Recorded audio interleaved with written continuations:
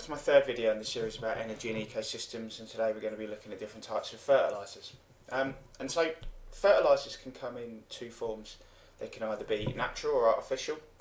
Natural means made by organisms, and artificial means made by another process. And basically they provide certain nutrients that plants require to grow.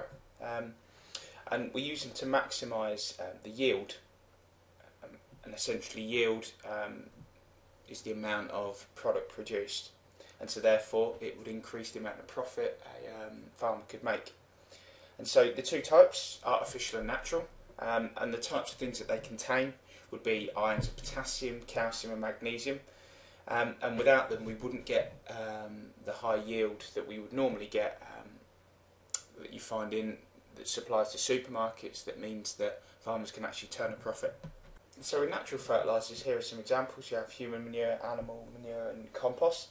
Some of the advantages, this is particularly advantageous to British farmers.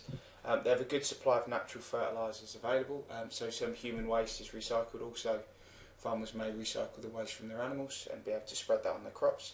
It's reasonably cheap, so it's reasonably inexpensive. It doesn't have any negative effects on the environment, so it doesn't cause leaching and so an excessive growth of algae. Some of the disadvantages is the fact that it can be very, very difficult to transport. You need, obviously, to cover a field, you'll need a large amount, and therefore you'll need large vehicles to be able to transport it. The amount of nutrients per kilogram isn't as good as artificial, so pound for pound artificial is probably more efficient, and obviously there's the associated smell that you get with it.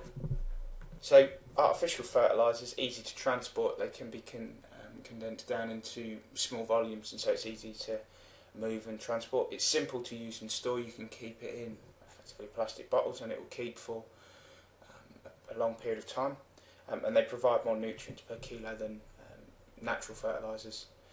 Some of the issues with them is they can damage the environment and cause things like leaching and eutrophication. Can be quite expensive. And the production of the artificial fertilisers involves, can sometimes require fossil fuels to produce them, and so can have harmful effects in that way. These have all been for British farmers. Now obviously for other farmers around the world where manure or human waste isn't always available, then the only option is for to use artificial, so it can vary from place to place.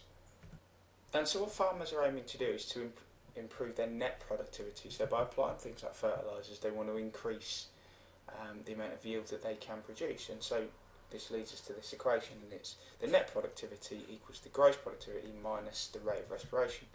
And just to establish what these terms mean, the gross productivity is the production of organic material from photosynthesis. The net productivity is the amount of dry mass stored in the plant minus the rate of respiration. And so you've probably got a pay packet before where you've seen your gross pay and then viewed it after you've had your deductions taken off and got your net pay. And so essentially we can think of the gross productivity a bit like the rate of photosynthesis, and the amount of material that the plant can make by photosynthesis, and the net productivity is where you compare that to the amount of respiration that takes place, and you take that away and you end up with a net productivity.